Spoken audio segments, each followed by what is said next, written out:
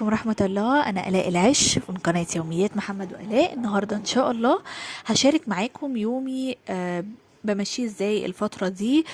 بقالي فترة شوية ما عملتش روتينات لاني كنت مشغولة في اللي باين قدامكم ده، وهو اني كنت الحمد لله بخلص المستوى الرابع في اكاديمية زاد. اكاديمية زاد هي اكاديمية علوم شرعية، كلمتكم عنها في فيديوهات قبل كده، فكنت مشغولة في الامتحانات النهائية وانا كده الحمد لله تميتها على خير، اجازة علوم شرعية.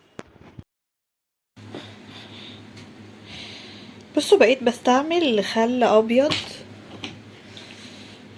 هنا كده.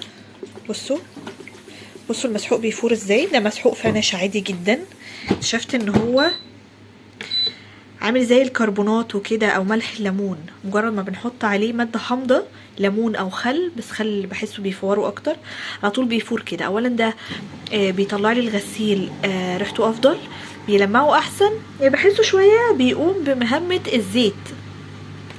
بس انا هجيب برضو زيت اللي هي مساعد الشطف ده، ولكن الخل يعني قايم بمهمة كويسة قوي الفترة دي، وان هو بيفور المسحوق. ده معناه ان هو كده هينضف احسن مع المسحوق. ان احنا لما بنحب مثلا ننضف القوايم بتاعه البوتاجاز او الحاجات اللي بيبقى فيها دهون تقيلة، دايما بنحط ملح ليمون او كربوناته مع خل او ليمون. فحاسه ان دي حركه لطيفه قوي، وجربتها مرتين قبل كده، عجبتني جدا النتيجه، فجربوها. هنعمل مع بعض النهارده وجبه جميله جدا ومشبعه وكمان صحيه قوي، تغيير عن الرز والمكرونه والكلام ده، وهو الفريك. انا بفضل جدا فريك الضحى لانه بصراحه بيبقى نظيف قوي، مش بيحتاج اصلا غسل، مجرد ان انا بنقعه مش بينزل تراب خالص. وبعد كده بصفي ميته، وكمان ما فيهوش اي حصى خالص، يعني ما فيهوش ولا واحده فيها مشكله، فنظيف قوي. وكمان تغيير عن الرز والمكرونه، وجبه صحيه ومشبعه جدا كمان. يعني لو اخدنا منه كميه صغيره اقل من اللي بناخدها من الرز والمكرونه هنلاقيها مشبعه جدا، غير طبعا القيمه الغذائيه كبيره جدا وعاليه فيه. واحنا الفتره دي في امس الحاجه ان احنا نعلي مناعتنا ويكون جسمنا صحي قدر الامكان، لانه الواضح كده انه الفترات اللي جايه مش محتاجه مننا غير ان احنا نعلي جهازنا المناعي ونقويه. كمان هشارك معاكم ازاي بدير ميزانية بيتي في ظل الغلاء اللي احنا فيه. في حاجات بتغلى، في حاجات اسعارها بتقل، فازاي احنا نستغل ده من احنا ما نحرمش نفسنا ولا بيوتنا من حاجة، وفي نفس الوقت نستغل الحاجة الرخيصة نخزن منها، نستخدمها في بيوتنا. كمان نستغل لو هي حاجة صحية فنجيب منها كتير الفترة دي، الى ان هي مثلا تغلى وحاجة تانية ترخص، وهكذا. المهم ان احنا نحافظ على ميزانية بيتنا، وفي نفس الوقت نحافظ على العناصر الغذائية اللي المفروض تكون موجودة في وجباتنا اليومية. اول حاجه انا عملتها طبعا زي ما انتم شفتوا الفريك. ممكن تنزلي تقلي البصل الاول على النار وبعد كده تنزلي عليه بالفريك. انا هنا عشان الفريك ما كانش متصفي قوي فنزلته هو الاول على معلقتين زيت، يا دوب بس الميه اللي فيه نشفت، وبعدين نزلت بالبصل قلبته تقليبه بسيطه، وبعدين نزلت. الافضل تنزلي ميه مغليه، ولكن انا نزلت ميه من الحنفيه عادي جدا، وحطيت الملح وفلفل اسمر وسبته يغلي، وبعد كده وطيت عليه النار لحد ما يستوي زي الرز بالظبط. ما اخدش وقت لان انا كنت نقعاه من بالليل، فما اخدش وقت في السوى زي الرز بالظبط. لو مش نقعاه فهتزودي له ربع كوبايه ميه زياده عن الكميه بتاعته. طيب هنا طبعا الورق العنب كان في رمضان كان غالي جدا، دلوقتي رخص، الربع تقريبا بقى ب4 جنيه ب5 جنيه تقريبا، يعني الكيلو ما بيزيدش عن 20 جنيه. فدي فرصة ان احنا نجيب ونخزن. حتى لو هنجيب ربع ده ربع بس، ربع ده بالنسبة لي انا كمية كافية ان هو يعمل لي حلة كبيرة من محشي ورق العنب. فممكن كل فترة كده اجيب ربع لحد ما اكتفي بالكمية، ووقت ما يغلى بقى خلاص مش مشكلة، احنا يبقى عندنا الكمية بتاعتنا موجودة في الفريزر، وجبة حلوة ومغذية ونقدر نعمل بيها سفرة، نقدر نعمل بيها عزومات شيك جدا. وكمان لازم عشان كده نستغل الفترة دي وهي مش غالية.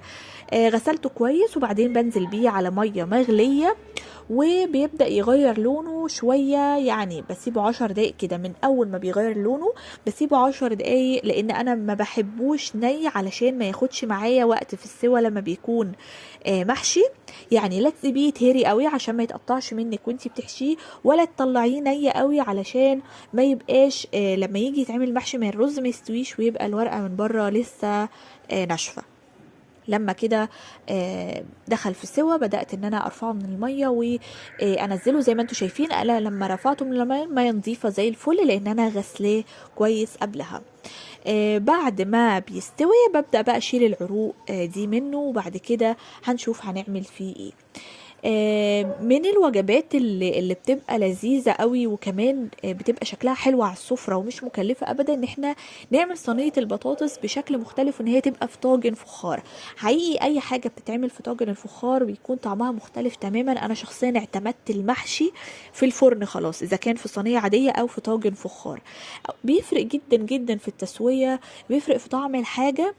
صينية البطاطس بالذات او اي صواني بنعملها لو جربيها في طاجن فخار هيفرق جدا جدا في طعمها، وكمان بيكون شكلها شيك قوي على السفرة. انا هنا عملت صينية بطاطس عادي جدا بدون ولا لحمة ولا مرقة ولا اي حاجة، وهتشوفوا هنحط عليها ايه دلوقتي. هنا هو ورق العنب زي ما انتم شايفين خلاص هو دخل في سوا اوريدي، ما طلعتوش ني وفي نفس الوقت مش مهري. وبخلص الكميه بتاعتي، وزي ما انتم شايفين انا شغاله في كذا حاجه في نفس الوقت، يعني انا اللي بعرضه ده بنفس الترتيب اللي كنت شغاله بيه. في حاجه على النار الفريك بيستوي، الفراخ كانت بتتصفى من المنقوع اللي كان فيه من الغسل، والورق العنب بيتسلق، واثناء ما بيتسلق انا بحضر طاجن البطاطس.